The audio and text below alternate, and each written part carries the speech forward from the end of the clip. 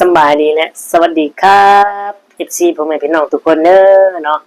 มื้อนี้และวันนี้พี่น้องเอ้ยเนาะก็คือเก่าคือเดิมเนาะเพราะทุกคำแล้วก็เจอเรื่องทุกก่อนแหละพี่น้องอย่าพาเบื่อกันเด้อเนาะคลิปนี้โอ้พี่น้องถกเถียงกันต่างคนต่างบ่ยอมตู้ก่อนถึกลุ่มพี่น้องเอ้ยเนาะถึกลุ่มจังไดเดี๋ยวไปเบิ่งไปชมนํกันพี่น้องแต่ก่อนไปคือคลิปที่ทุกคำเอาลงนะเนาะที่ทุกคำถามว่าเข้าไกด์เนาะฝั่งไทยเอิ้นอีหยังก็มี FC ตอบทุกคำเข้ามาแล้วว่าเอิ้นเลี้ยงผาพี่น้องเอ้ยเนาะบ่แม่นในอื่นในไกลเลี้ยงผาก็เป็นของหายากคือว่าหั่นแหละแต่มันก็บ่ได้มาง่ายๆเด้เนาะเอาสำหรับข้อที่เฮาสงสัยเฮาบ่ฮู้เฮาก็ได้ถาม FC แล้ว FC ก็ตอบมาเนาะส่วนเรื่องนี้เนาะทุกคนถึกลุ่มจังไดไปเบิ่งไปชมนํกัน FC ทุกคนเลยเนาะถึกลุ่มแบบใดลุย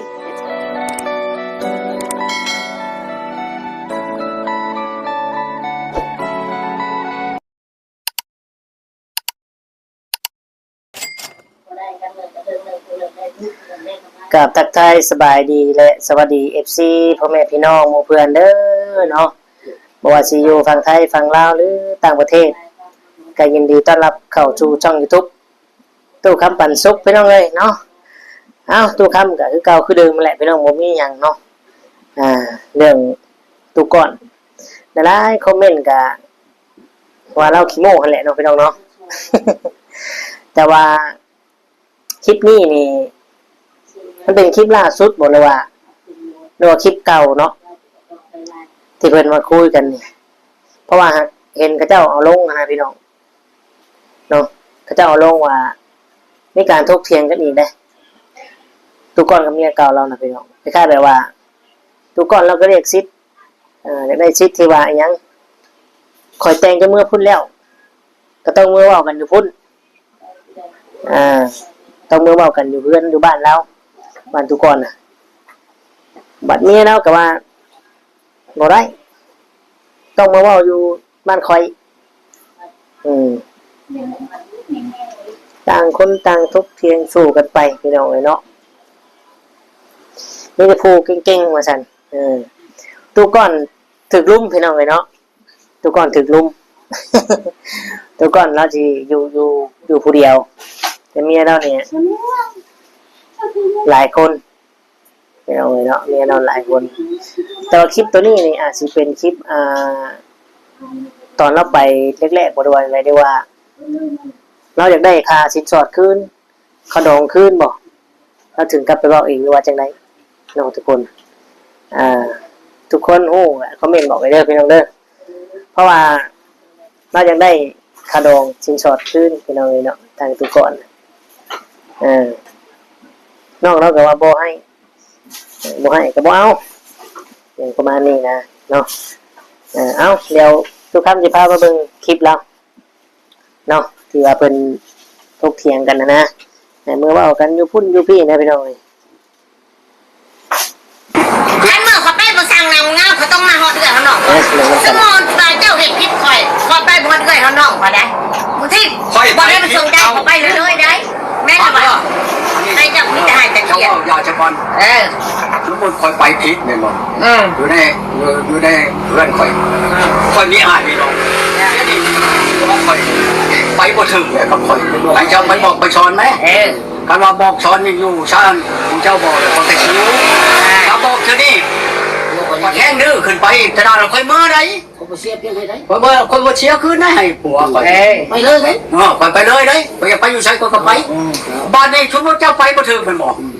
นี่สู้เช้าบ่เรื่องโทรหาคนนี้ค่อยห้องป้าเนี่ยไปเดี๋ยวนี้มาชมแชมไปเอามือเฮือนได้เจ้าไปเว้าอยู่เฮือนค่อยได้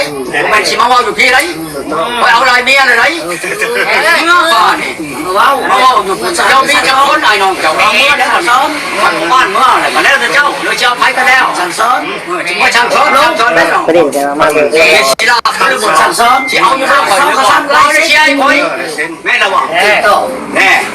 มันก็ครับ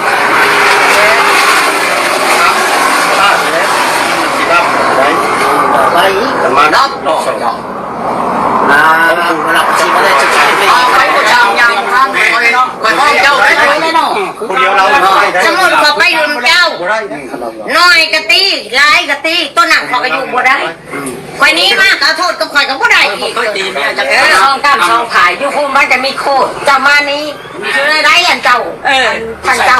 คนใช้เจ้าก็มีคนใช้ต้องคอยก็มีเอาสิไปเห็นยังไทยทริปหันกับคนใช้เจ้าเอาอยู่หันคนใช้เจ้าก็มีอยู่หันคนใช้คนใช้เจ้าบอกว่าชาวบ้านต้องส่งมาคอยนี่พันไหนจะมาหาของเจ้าของเราเจ้าก็หาผู้ใส่มอนี่ก็มีผู้ใส่ถ้ามันไม่พิษใจแล้วผู้ใส่ถ้าผู้ใส่นี่บอกต้องเข้ามาบอกเฮ็ดไปได้บ่จังมาถึงเจ้าสมมติเราไปก็สั่งนางบอกงามเอาขาวเอาแก่เอาแหวนนางทางพุ่นช่างซ้อนคอยมาใส่โมสื่อฉันไปบอกเจ้าก็ได้มองมาบอกเรื่องคอยคอยเป็นแม่อยู่ในเจ้าต้องมองหันคนมาถือปัญหาหม้อนี่ให้คอยเอาเบอร์เฮือนคอยเอาเจ้าตัวนี้เมียบ่คนนี้เมื่อว่าเบอร์ พูดดังเจ้าเอานี่จะเจ้าเอาโบราณ ขดองไปขอเมียให้หั่นแหละพี่น้องเอ้ยเนาะแล้วบัดนี้ทั้งตุก่อนนี่ก็เราก็ให้มือว่าพี่ว่าเพื่อนเราไปทั้งนี้ก็มาส่งคนไปส่งคนขึ้นไปไม่ใช่เนาะบ่ใช่อาเมนคือ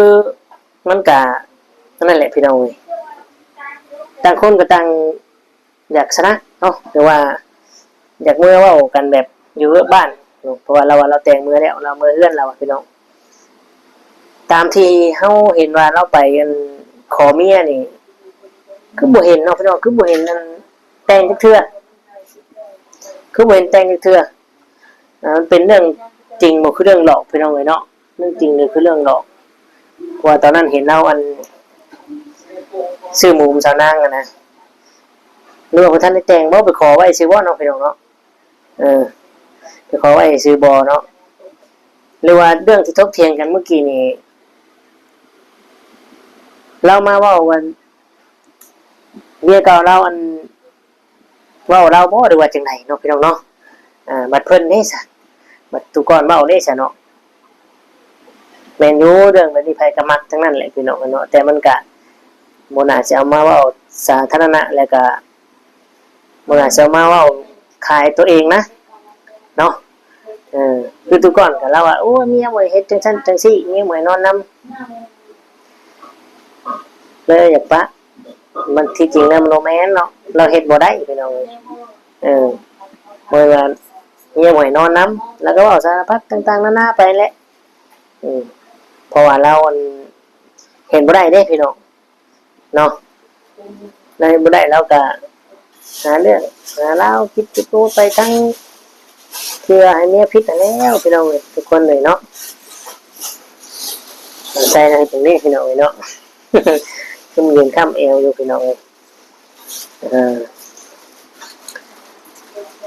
ตู้ก้อนผู้เดียวได้เมื่อกี้นะเนาะเมียนี่ทั้งเมียเราหลายคนได้พี่น้อง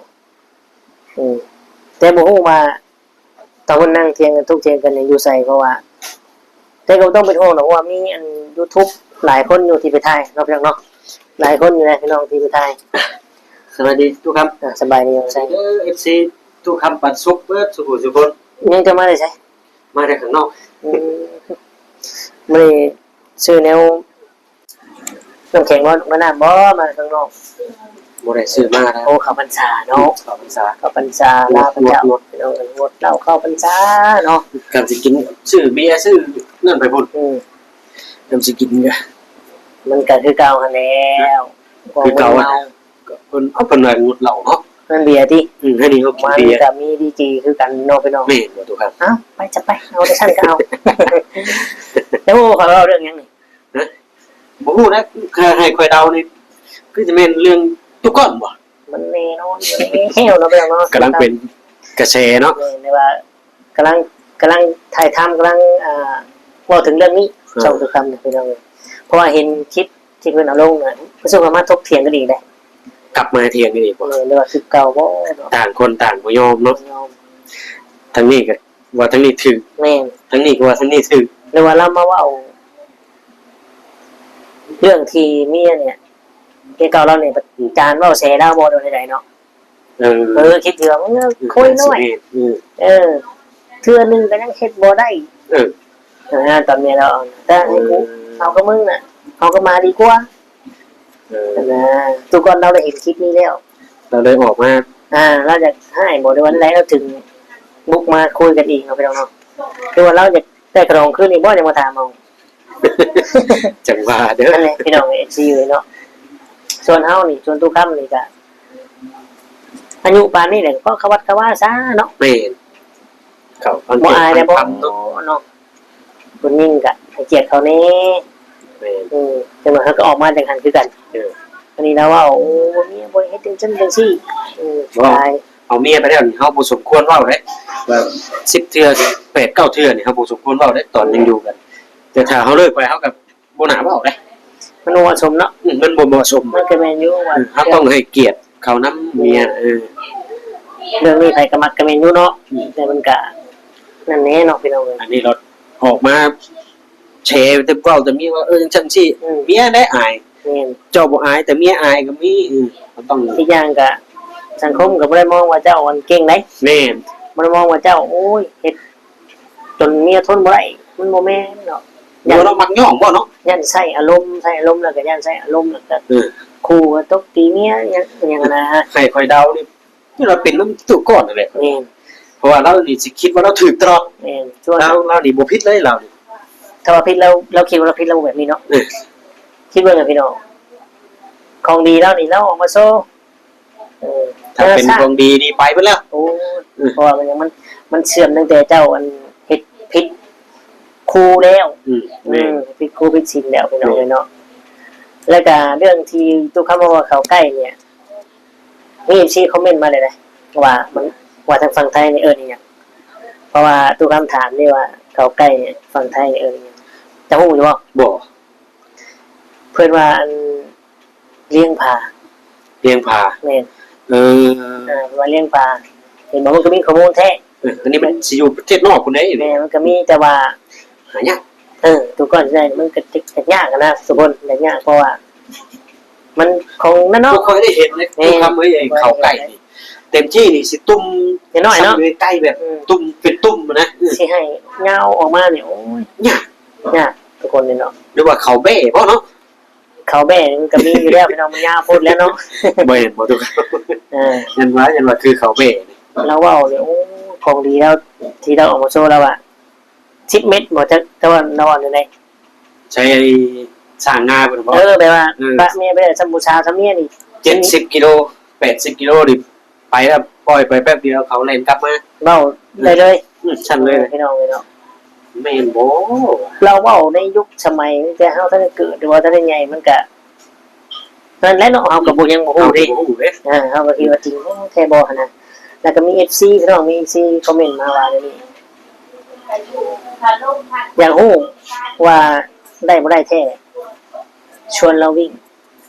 ชวนเราเล่นออกกำลังกายเบิ่งแล้วว่า ลองเบิ่งเนาะ FC ว่านี่แหละพี่น้องเนาะ ถ้าเราได้ซ้ำกัน10รอบเชื่อว่าเราเฮ็ดได้เนาะ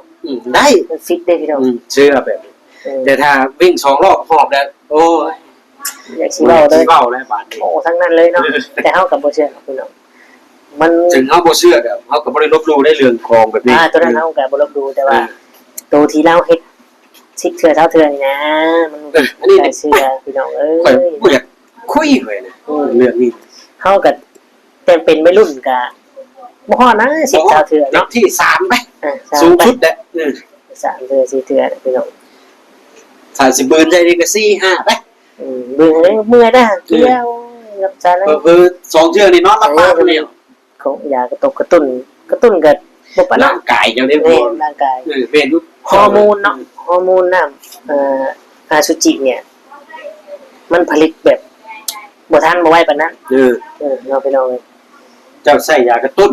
ร่างกายเจ้ากับพวกคือเก่า เห็นว่าออกข่าวหัวใจวายตายเนาะ มันจะมี เนาะ ข่า ใส่ วย าเอาไปลองเนาะเอ้าก็โอเคเนาะเราก็จังว่ากันใหม่ในคลิปหน้าเรื่องราวอันใดที่นั่นก็จะนำมาอีสั่นมาเว้ามาคุยมาเด็กคุยเรื่องที่เห็นกัน เสียมากเฮ็ดให้ไป ไปมาให้เบิ่งเนาะสำหรับคลิปนี้ก็ขอขอบคุณกับคุณ FC ที่เข้ามาเบิ่งมาชมกดไลค์กดแชร์ให้ทุกคำเนาะแล้วพบเฮาคือเก่าก็ประมาณนี้เนาะทางเฮากับตัวไซก็สิได้ขอตัวอำลาพระจากไปก็คือสิได้กล่าวคำว่าสบายดีและสวัสดีครับ